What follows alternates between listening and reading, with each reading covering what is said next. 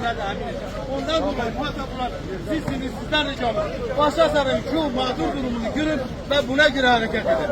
Yani bu bir zulümdür bize yapılan. Belki size birebir anlatılmıyor ama inanın ki bu Başakşehir'e yapılan bir zulümdür. Biz vermeyelim.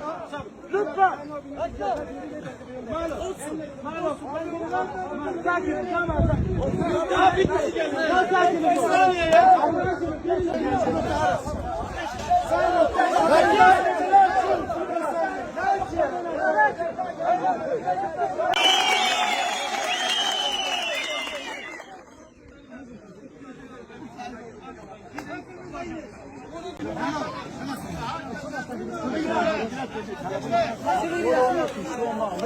Şu